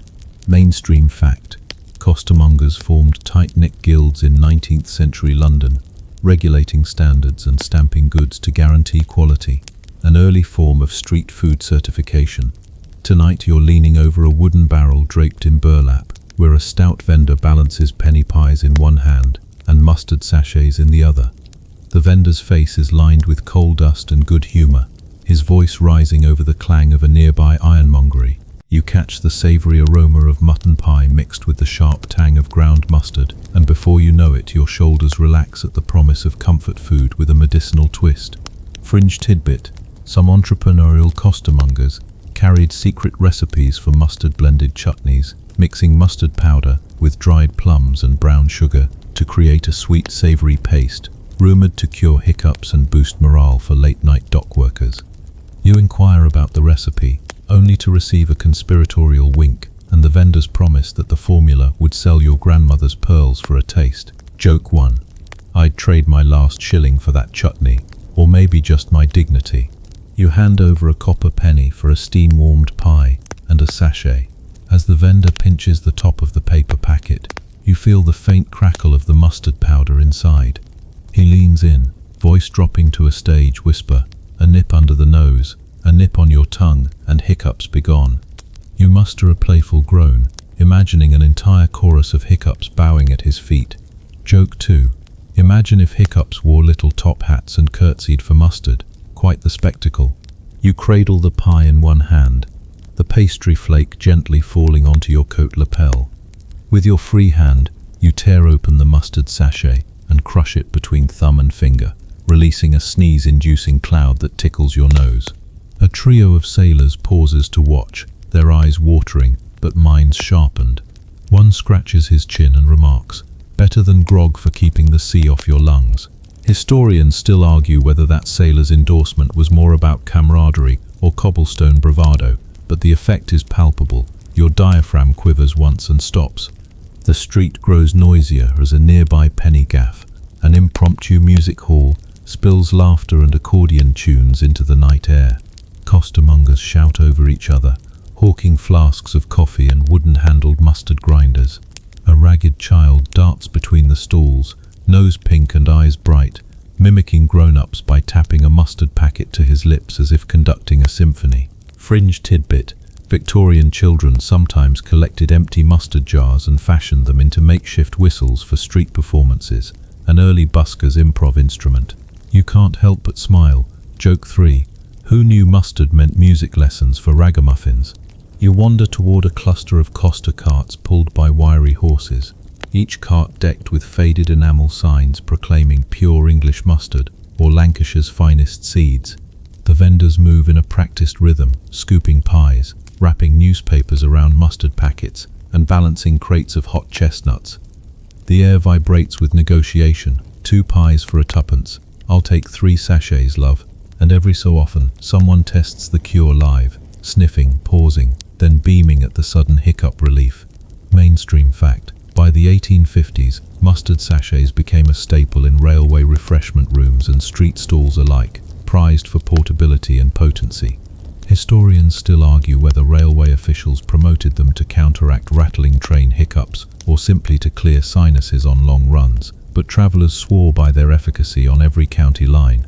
You find a quiet nook by a brick wall, savouring a mouthful of warm mutton pie as steam mingles with mustard fumes. The pastry's richness tempers the mustard's fire, creating a gentle symphony of flavours on your tongue. Fringe tidbit: some costermongers claimed that mixing a pinch of mustard powder into their pastry dough prevented stale pies from turning soggy in the rain, an accidental innovation born of London's unpredictable drizzle. You raise an eyebrow. Joke 4. Pie that cures hiccups and keeps dry in downpours? This is wartime innovation compared to my grand's soggy pancake fiascos. As you finish the last flaky crust, you glance at the hundreds of mustard sachets tied to gnarled wooden stakes, advertisements by the firelight, promising immediate hiccup salvation. You approach the largest cart, where a vendor invites you to try a new steam-powered mustard grinder that fluffs the powder into an even finer dust. He pours seeds into the hopper, and the machine whirs to life, sending a soft cloud of golden mist into the lamplit air. Nose hairs tingling, you close your eyes and inhale deeply, mentally sending thanks to whoever invented mechanical mustard milling. Mainstream fact: by 1870, mustard factories had begun to install steam engines for seed crushing, boosting output tenfold and making mustard even more accessible. Historians still argue whether that industrial leap diluted mustard's potency or democratized health remedies, but the clattering machinery sure was a sight and smell to behold. You walk from the cart to a charred lamppost, using it as a backrest while you retrieve another sachet. You tuck a small slip of paper inside, an address scrawled in hurried copperplate. Mrs. Weatherby, 14 Pemberton Row, who supposedly collects costermonger mustard for her weekly sewing circle. Fringe tidbit: some Victorian hobbyists believed that collecting varied mustard brands was the new philately trading wrappers, like postcards for social status. You pocket that wrapper with a nod, joke 5. I'm only missing the commemorative stamps and tea cozies to complete my aristocratic must-have set. You rise, dust off crumbs from your trousers, and allow the street's vibration to settle into your bones. The vendors accept the final pennies, smile, and prepare for the next customer, each hopeful for relief from that pesky diaphragm spasm.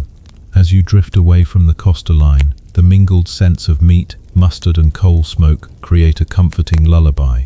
You catch your next hiccup before it strikes, softly remembering the sachet now resting in your pocket, ready for the carriage ride home. And in that moment you realize street vendors weren't just merchants, they were curators of comfort, packaging centuries of mustard lore into every paper packet. You bound through the doorway of a dimly lit apothecary, the bell above tinkling like an invitation to a mustard-themed séance.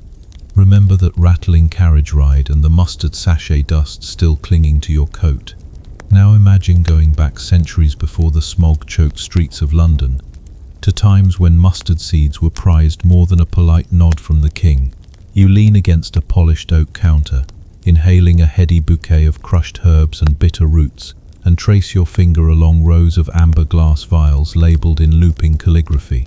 Mainstream fact: mustard seeds trace their medicinal pedigree as far back as ancient Rome, where Pliny the Elder penned recipes, blending ground mustard with honey to soothe sore throats and ease digestion. In dusty scrolls of Galen's workshop, you'd find mustard plasters recommended for arthritis and neuralgia, an early form of what Victorians would later dub external mustard therapy.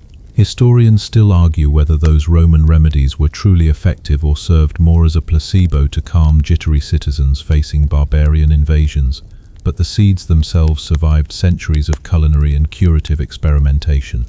You lift a small porcelain mortar and gently grind a handful of brown seeds into a fine powder, the aroma bursting like a tiny fireworks show in your nostrils.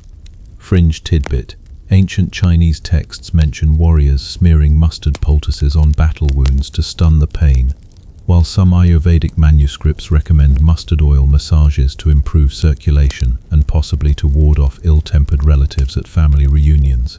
You're tempted to whisper "ouch," but the apothecary's cat jumps onto the counter, nearly toppling a jar of powdered licorice, and you spit out a sputtering laugh, joke 1. Who knew medieval medicine involved so much kitchen alchemy? The shop's wood-paneled walls display fragments of clay tablets, showing mustard's journey from Himalayan foothills to Roman kitchens. You imagine caravans winding along dusty trade routes, each camel packed with sacks of bright yellow seeds destined to become both spice and salve. The apothecary's keeper, a spectacled gentleman in a frock coat, invites you to sample a snippet of 17th century mustard paste, a dab on your fingertip that tingles like a polite slap from a hatchet. You cringe and grin. Joke 2. Nothing says ancient remedy like voluntarily ingesting a nose-ringing cocktail. As you swirl half a teaspoon of mustard powder in a basin of lukewarm water, the apothecary recalls how medieval European monasteries cultivated mustard plants in cloister gardens. Monks carefully harvested seeds for remedies, believing that the pungent kick could jolt stagnant humors, a core tenet of galenic medicine. Mainstream fact: by the 12th century, mustard was a staple in monastic infirmaries, used to treat everything from migraine to hiccup-like spasms. Historians still argue whether those monastic mustard plasters eased ailments or simply distracted patients with their potent smell, but either way the aroma was hard to ignore.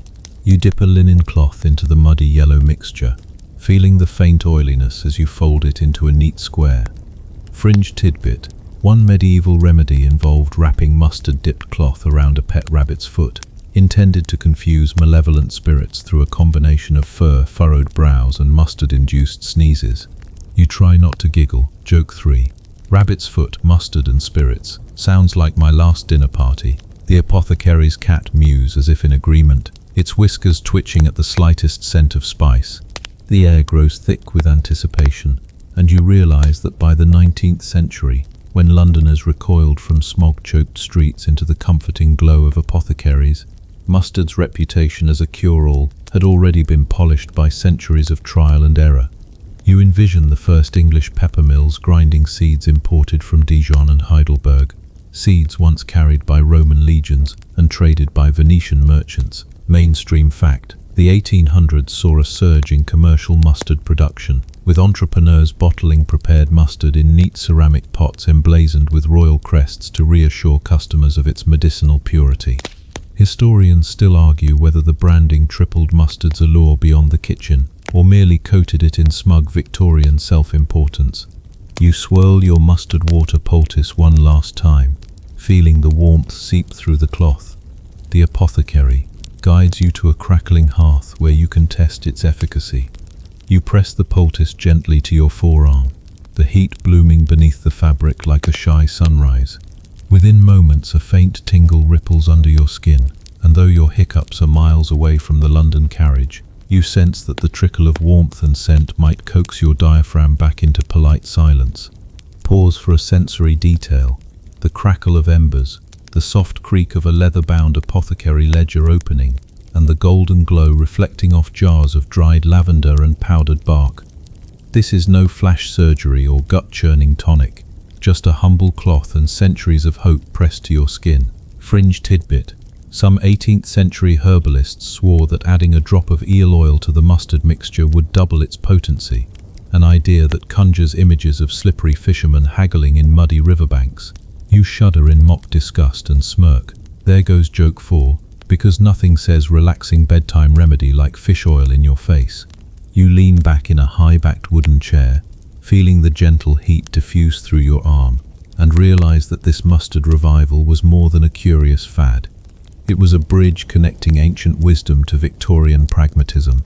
Apothecaries capitalized on that mystique, packaging remedies in quaint tins and marketing them as both fashionable and functional. Mainstream fact: by mid-century, catalogues offered hiccup mustard kits, complete with powdered seeds, mustard oil, and illustrated instructions, a far cry from today's drugstore lozenges. Historians still argue whether those kits cured more hiccups or fueled more apothecary profits, but either way, you admire the ingenuity. You pocket a tiny tin engraved with floral motifs, the lid sliding shut with a reassuring click. As you step back into the London night, the wind carries the faintest mustard trace to your nostrils, a nostalgic reminder of how ancient seeds traveled through time and space to end up soothing restless humors in soot-stained alleys. You smile at the thought that a simple spice, potent enough to jolt empires and calm hiccups, can still connect you to eccentric healers and curious travelers of centuries past.